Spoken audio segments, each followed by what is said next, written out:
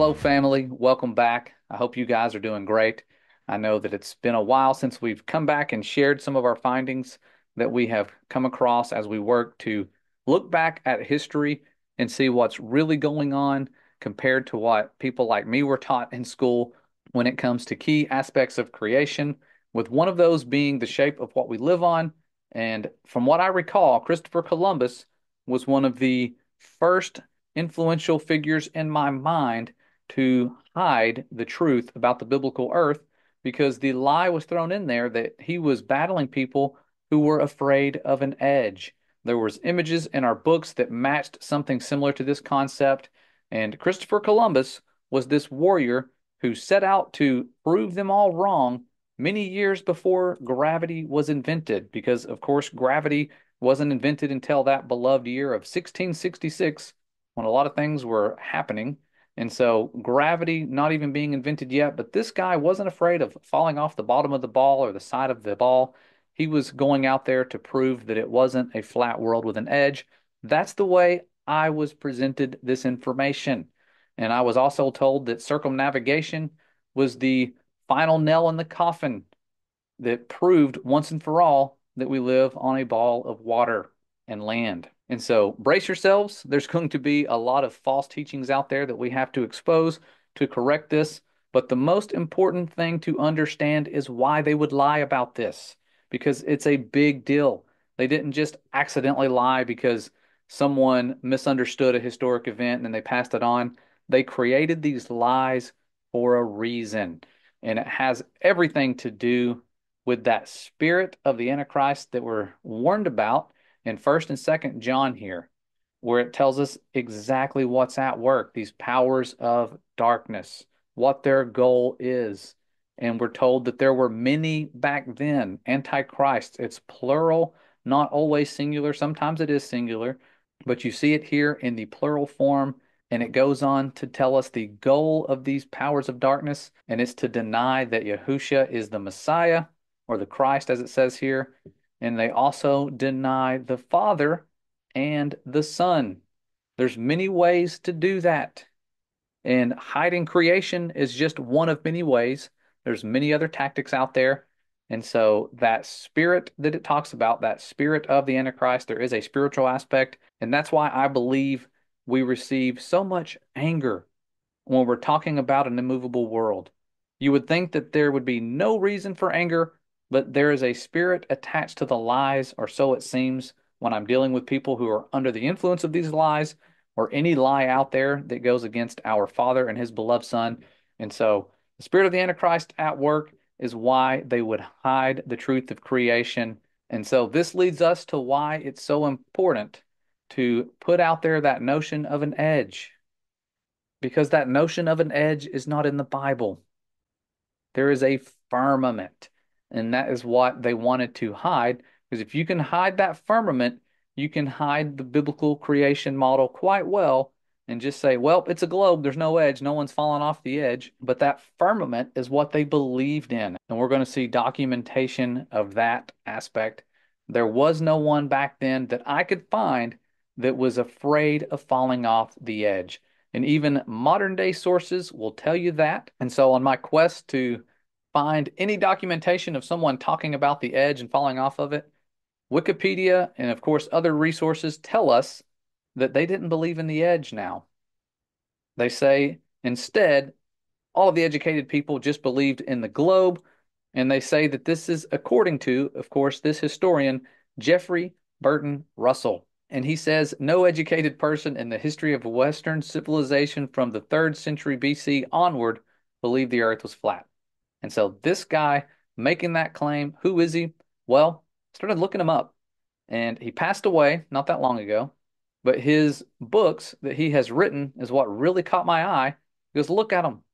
He's got one about the history of witchcraft, sorcerers, heretics, and pagans, the devil, Mephistopheles, aka the devil in the modern world. And then, of course, Satan, the early Christian tradition, Lucifer, the prince of darkness, witchcraft in the Middle Ages, a history of witchcraft, and finally here, the history of heaven, but it looks like the darkness outweighs the good with his writings. I'm not saying that all of his books are bad and prompting you to worship these figures. He is a historian, allegedly, but he seems to have a major fascination with the dark side. And he even has a book called Inventing the Flat Earth. And he calls this invention something that happened in the late 1800s. But what I think he's missing is that they invented this edge aspect. They didn't just invent the biblical Earth model in the 1800s, like he's saying, they invented a false version of it. And so he was writing about that, of course, supporting the globe. And so that's why I think Wikipedia puts him in their articles about, oh, yeah, of course we were lied to about Christopher Columbus, and this historian proves it all wrong. Well, then they just kind of act like it's no big deal that we were all lied to. And they're also lying to us about this guy. He did not have it all right. You can't cite a person as your source and not actually go to the sources themselves. And so we're going to look at some writings of people who went to the sources to see what they say. One of those is a man named Washington Irving, who they say was just writing a fairy tale. But here's what he says about his own book. He says that in the execution of this work, I have avoided indulging in mere speculations or general reflections, excepting such as rose naturally out of the subject, preferring to give a minute and circumstantial narrative, omitting no particular that appeared characteristic of the persons, the events, or the times, and the endeavoring to place every fact in such a point of view that the reader might perceive its merits and draw his own maxims and conclusions. So that's his words. And when I'm looking into the things he's saying, I'm finding out that a lot of what I had already thought was true. That Christopher Columbus did, in fact, believe in the Bible. And in fact, this guy here tells us that he saw himself as someone who was helping to fulfill prophecy. And in doing so, he was quoting books of the Bible to help get funding because the people who were giving him funding also believed in these texts. And as I was doing some digging, I found out that Christopher Columbus, throughout his life, showed a keen interest in the Bible and Bible prophecy. And it says here that he would often quote biblical text in his letters and in his ship logs. Part of the argument that a book he submitted to the Spanish monarchs when he sought for his support for his proposed expedition to reach the Indies by sailing west was based on his reading of the second book of Esdras, or two Esdras as it was called in the 1611 King James Version. It's now since been removed, but it was there when the original King James Version came out. It's also referred to as the fourth book of Ezra. And the reason this is powerful and significant is because he himself interpreted this scripture from the Bible to mean that the earth is made up of 6 parts of land and only 1 part water, because that's what the book of 2 Esdras tells us in chapter 6, verses 42, tells us just that. And when you look at the world, you can see 1, 2, 3, 4, 5, 6 parts dried up. 1 part is not. Very simple. So just to show you some snapshots of this book, 2 Esdras, or the fourth book of Ezra, it talks about the firmament having measures, and it talks about those, of course, 6 parts being dried up, like we just showed you, the visual of that. But what caused the land to be dried up? Talks about the second day where you created the spirit of the firmament and commanded it to divide and separate the waters, so that 1 part might move upward and the other part might remain beneath. And on the third day you commanded the waters to be gathered together in a seventh part of the earth. 6 parts you dried up and kept, so that some of them might be planted and cultivated and be of service before you. And so that book talks about the firmament quite a bit, and it tells us about its foundation here. In chapter 16, verses 58 through 59, it says, He has confined the sea in the midst of the waters, and by his word he has suspended the earth over the water. He has spread out the heaven like a dome and made it secure upon the waters. How powerful is that? Didn't say he suspended the earth in deep space. It's over the waters. And he has spread out the heavens like a dome, and he made it secure upon the waters.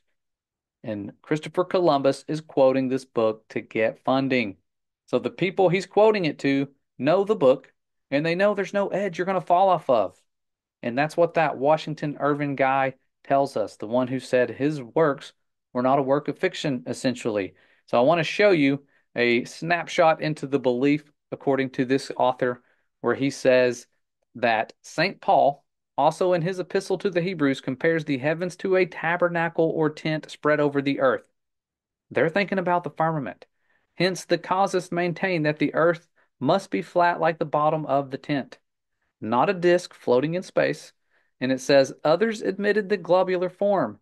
So other people did believe in the globe. You had both concepts at work. And so it tells us here that others admitted the globular form of the earth and the possibility of an opposite and inhabitable hemisphere, but maintained that it would be impossible to arrive there in consequence of the heat of the torrid zone. As for steering to the west in search of India, they observed that the circumference of the earth must be so great as to require at least 3 years to the voyage, and those who should undertake it must perish of hunger and thirst from the impossibility of carrying provisions for so long a period. Now, here's where it gets laughable. They were not afraid of an edge, but here's what they were afraid of. Not the least absurd objection advanced was that should a ship even succeed in reaching the extremity of India, she could never get back again, for the rotundity or roundness of the globe would present a kind of mountain up which it would be impossible for her to sail with the most favorable wind. So they were afraid of a mountain of curvature, not an edge. So globe believers being afraid of the curvature was one of the things Christopher Columbus was battling. I don't believe he was battling the people that thought you would fall off the edge, because, like this guy tells us here, the people that believed in the Bible believed that the firmament was like a tabernacle or tent spread out over the earth. So, really powerful right there, that one little segment of the book that I was going through, showing me what he was up against and how we got funding. And it's quoting a book that tells you about more land and a firmament that's founded on the waters. And not only that, his travels didn't prove that the world was not flat, because here's where he went from Spain to here and back, navigating around these little islands and at the base of North America and the tip of South America here. And so his journeys didn't prove once and for all that the world was a globe. And it wasn't until about 20 or so years later that circumnavigation allegedly happened. And it wasn't Ferdinand Magellan like I was told. This guy passed away on his journey that allegedly started out with 270 sailors and ended with about 18 sailors who survived the 3 year trip. And one of those survivors was a man named Juan Sebastian Elcano. I had never heard of this guy. And the interesting thing about this guy is that historians in that area didn't start writing about him till a few hundred years later. This is why current sources tell us that despite the achievements of Juan Sebastian Elcano, information on Elcano is scarce and he is the subject of great historiographical controversy because of the scarcity of original sources which illuminate his private life and personality. Even in Spain, for example, the first biographies about him were written in the second half of the 19th century after 3 centuries of neglect by historians. If he really was the last remaining captain that survived that entire trip, you would think there would be major tributes to him, but they waited a few hundred years until the times where they're inventing lies like the edge you would fall off of and all of that. Then he comes into the scene, quite suspicious. I'm not saying he didn't exist, but it's interesting that they waited a few hundred years to tell that story, with one allegedly proving the globe going in a straight line west, like I was told, and ending up where they started. However, when you look at their trip, it wasn't like that at all. They went south, north, west, kept going, starting to go a little bit, northwest here, and then south again, and then west again, and then north until you make it back. So you're not doing, as I was told, just going in a straight line and ending up where you started. They had to go in many different directions, and it works perfectly on the biblical Earth model as well. It's not debunking the flat surface whatsoever, circumnavigating the globe. That's not a proof of the globe at all. And it was presented as it was to me. And that's what makes me angry, that that was the most simplistic proof that I, as a young child, can wrap my mind around for the globe. And it was a really solid false foundation that helped me believe in many lies that piggybacked on these. And so it's damaging lies to the Bible when it comes to presenting this information to children, because I personally remember believing it. and it made sense. And we saw the animations and we're just told how dumb those people were that believed in the biblical Earth model, even though not long after those travels allegedly of Ferdinand Magellan and the survivors, we have world maps that are accurate in the 1580s, not many years later. I find it hard to believe that they were able to create these maps just circumnavigating one time. This looks like they would have had to have taken many trips around many continents to get this as to scale as they did. It is really close to being to scale with air age maps of the world that were appearing in the 40s and 50s and 60s until they started trying to just make everything global on their maps and changing the size of the continents and everything to make them match the globe. They had to. You can look at current to scale maps where the dark blue are the ones where the continents are allegedly the same size, and look how flawed they get, how skewed they are above the equator and below the equator. Now, the Antarctic shoreline, where they tell you that current world maps have it like this, they actually get Antarctica very close to being the size that it is. And so they had to inflate it to match reality, but the rest of the things they had to inflate to make up for the false reality they're creating on world maps. It doesn't stop there. You have people like Copernicus also on the scene at around those exact same times, and he is putting out lies that support the sun god worshiping model, not the scientific model, but the sun god worshiping model. And they use math to help support it. And Copernicus talks about that. I want to share his words because they remind me of 1 Timothy chapter 6, where it talks about avoiding profane and vain babblings and oppositions of science falsely so called. And I know that he was familiar with that verse because here's what he says. He says there may be babblers repeating the same language, wholly ignorant of mathematics, who dare to condemn my hypothesis upon the authority of some part of the Bible twisted to suit their purpose. I value them not and scorn their unfounded judgment. So Copernicus saying that he does not value people who quote the Bible, basically calling them ignorant of his math.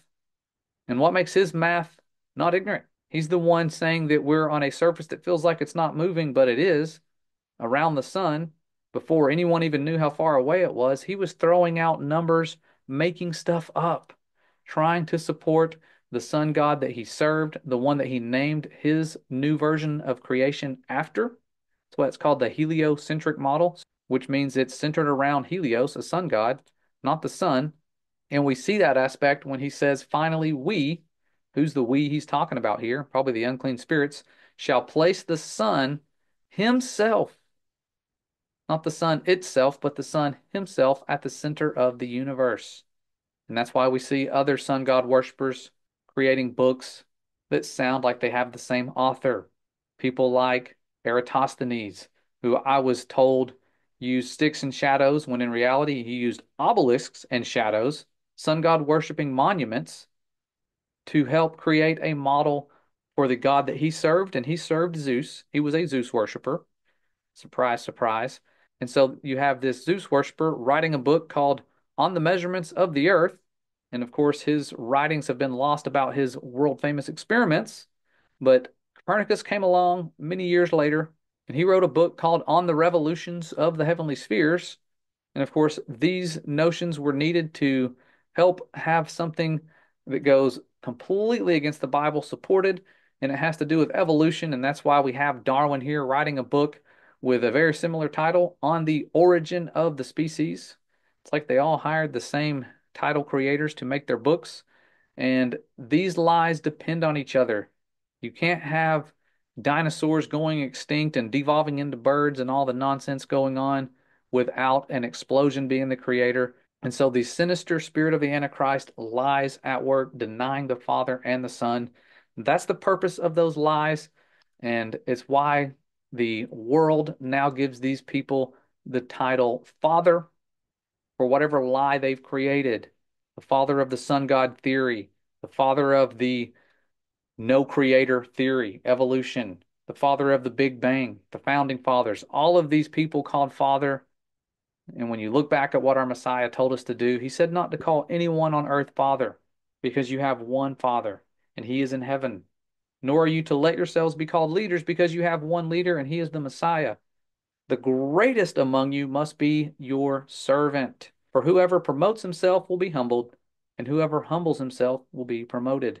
So we got to humble ourselves, know that we can be deceived in this world, and pray for discernment because the lying signs and wonders are coming back. We're seeing them with all of the things with technology changing the way they are, AI popping up for search engines when you search for stuff now.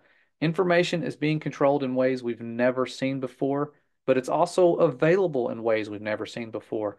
And of course, the truth is far more powerful and interesting than the lies. You don't see people getting emotional when they're taught these lies. They just feel like they are becoming wise. And that's why it's important that we create a strong foundation, not just in ourselves, but in our children, that our Father's word is provably true and that we can put it to the test. And that's what we have been blessed to do with Creation Standard. And it's something that I want to touch base with you guys on soon and give you an update on how it's going because it's been a lot of work, but it's of course been a greater blessing than I could have ever imagined. And the students and parents that we have involved are just beyond anything I could have fathomed when it comes to just how great these people are. They go against all the stigmas associated with teaching your children from home. I have never experienced such thankful and just precious children coming together and learning with us as we go down this journey. So it helps to have all these people on board. So thank you all for your support. Those of you who have helped support Creation Standard, it's been a major blessing. I don't have time, of course, to thank every single one of you because there's been a lot of you, and the support is needed, and we thank you for it. But that's all I wanted to share today, just some of the insights we're gaining from our research as we work to create that foundation that erases all the lies that are in place to hide the provable truth of creation. So I hope you guys are doing good, and I look forward to seeing you guys next time.